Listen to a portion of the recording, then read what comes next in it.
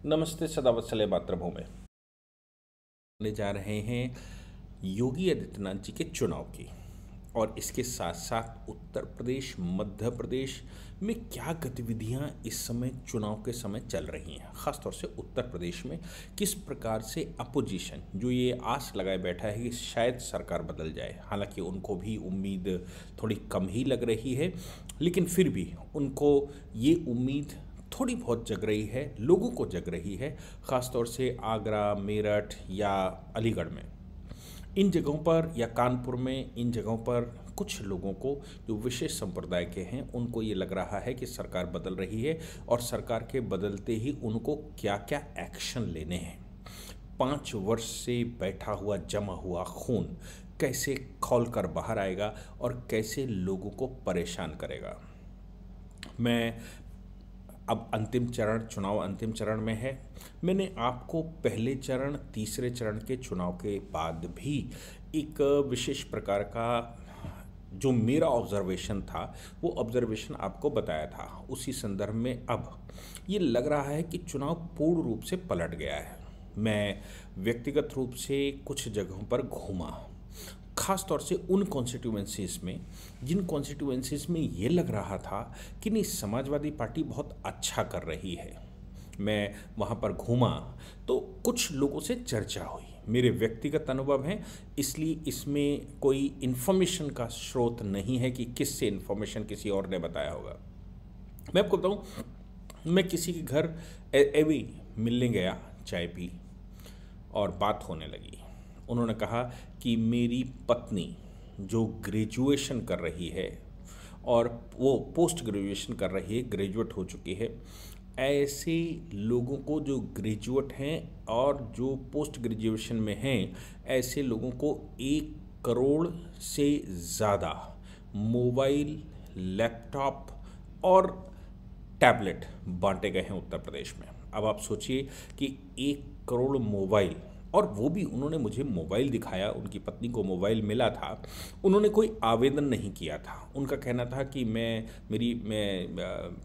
इस कॉलेज में, उनके मार्क्स अच्छे थे और को जो भी क्राइटेरिया रहा हो, उनसे कहा गया कि आइए और एक फॉर्मेलिटी पूरी करिए और सुबह लखनऊ जाइए, आपको वहाँ मोबाइल मिलने वाला है। वो मोबाइल उन्होंने मुझे दिखाया। ऐसा उन्होंने कहा कि इसकी मार्केट वैल्यू लगभग 14,000 रुपये की है। आप सोचिए कि वो सबसे निम्न कैटेगरी की थी। निम्न कैटेगरी मतलब जो जो डिस्ट्रीब्यूशन बेनिफिशियरीज हैं उनमें निम्न कैटेगरी के, उसके ऊपर वाले बच्चों को टैबलेट, और जो बहुत अच्छे मार्किंग के रहे होंगे उनको लैपटॉप बांटे गए।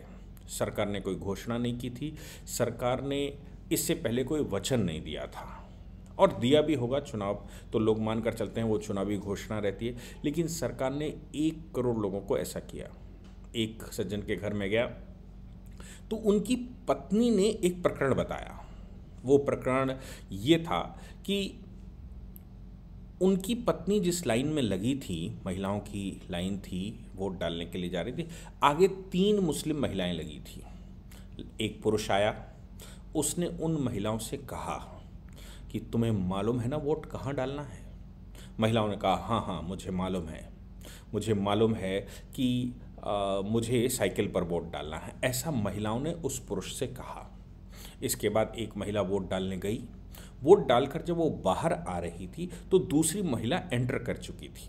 जो पहली महिला बाहर आ रही थी, उसने जो तीसरी महिला खड़ी थी, मुस्लिम महिला, उससे कहा कि पता है ना कि वोट कहाँ डालना है? तो उसने कहा हाँ मुझे मालूम है।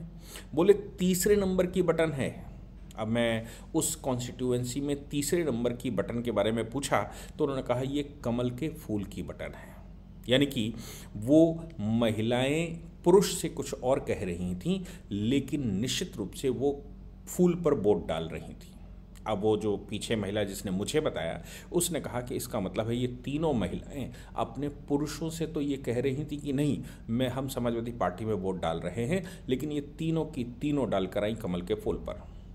मैंने उस महिला वो महिला बोली कि मैंने उनसे पूछा कि भाई तीसरे नंबर की बटन तो मुझे बताया गया कि कमल के फूल की है। तो वो महिला ने कहा कि और आपने तो पति को समाजवादी पार्टी, या कोई पुरुष आया था उसको समाजवादी पार्टी बताया है। तो उस महिला ने कहा कि अगर सबसे ज़्यादा सिक्योरिटी की कहीं आवश्यकता है तो वो भाजपा ही दे सकती है। ट्रिपल तलाक उन्होंने किया है जिससे मुस्लिम महिलाओं को बहुत राहत है, और अगर 4 निकाह कोई ख़त्म कर सकता है तो वो सिर्फ भाजपा कर सकती है। बाकी हम बाद में देख लेंगे, जो हमारे रिलीजियस इशू हैं, जो हमारे सांप्रदायिक इशू हैं। लेकिन आज सबसे बड़ा इशू ये है कि हमें सिक्योरिटी चाहिए, हमें अपने घर के अंदर सिक्योरिटी चाहिए, हमें परिवार के अंदर सिक्योरिटी चाहिए। अब आप सोचिए, मैंने कई बार आपको बताया है कि उत्तर प्रदेश के अंदर 1,67,00,000 सिलेंडर, 1,14,00,000 बिजली के कनेक्शन, अब हर घर में नल का पानी यानी कि पंप से फिल्टर किया हुआ, ताकि स्वास्थ्य सेवाएं अच्छी रहें। इसके अलावा करोड़ों की संख्या में हेल्थ कार्ड यानी कि जन आरोग्य कार्ड, और ये जो लैपटॉप का चक्कर है, मकान बहुत सारे, मतलब बड़ी संख्या में उत्तर प्रदेश में मकान बने हैं लोगों को, जिसमें 2.5 लाख रुपए या 3 लाख रुपए या 3.5 लाख रुपए जो भी है। इसके अलावा मुद्रा योजना के, ये सारी वो चीज़ें हैं, अगर सारे बेनिफिशियरी उठाकर लाते हैं तो उत्तर प्रदेश में बेनिफिशियरियों की संख्या लगभग 15 करोड़ है। ये मैं इसमें खाद पानी की बात नहीं कर रहा हूँ, इसमें वो बात नहीं कर रहा हूँ जो कि राशन की बात है, क्योंकि लोगों ने ये कह दिया राशन जो सरकार आती वो देती।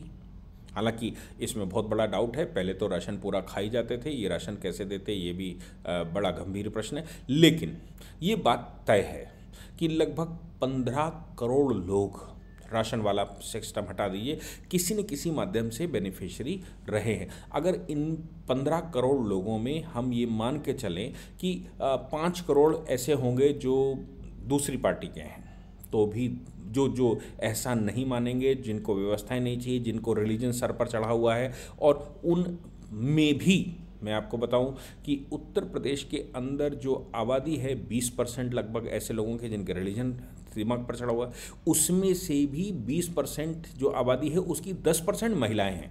और महिलाओं का हाल मैंने आपको बताया।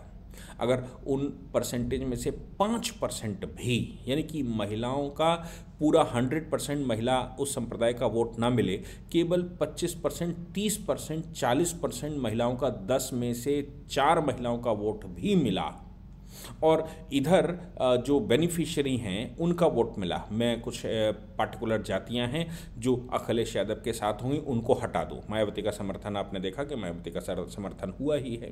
तो ऐसी परिस्थिति में उत्तर प्रदेश में भाजपा सरकार 100% बन रही है। ये वहाँ की बात मैंने आपको बताई जहाँ वोट पड़ चुके हैं, यानी कि जो पहले के अभी तक के चरण हुए हैं उनके अनुसार उन क्षेत्रों में मैं लगभग 10 विधानसभाओं में ऐसी घूमा हूँगा जहाँ पर ये लग रहा था कि नहीं, समाजवादी पार्टी ने अच्छा किया है। उन 10 विधानसभाओं में 8 से 10 लोगों से मेरी 8 से 10 विधानसभाओं में लोगों से मेरी वार्ता हुई है, और वहाँ ऐसे वार्ता हुई है जो एकदम सीक्रेट, कोई पॉलिटिकल एजेंडा नहीं, कोई पॉलिटिकल मैसेज नहीं, बस ये एवें और क्या चल रहा है, कैसे चल रहा है, इस तरह की बातें हुई।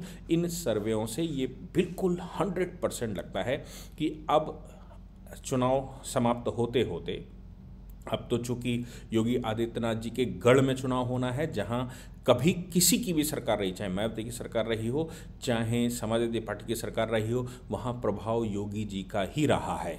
और ऐसी परिस्थितियों में यहाँ पर भी बाकी जो चरणों के चुनाव हो चुके हैं और उनकी, इसलिए इस चुनाव के बाद जो उत्तर प्रदेश का चुनाव है और योगी आदित्यनाथ जी दोबारा बैठने वाले हैं, इसमें अब कोई दोहराए नहीं रह गया है, मेरे मन में तो नहीं रह गया। जय हिंद, जय भारत, वंदे मातरम।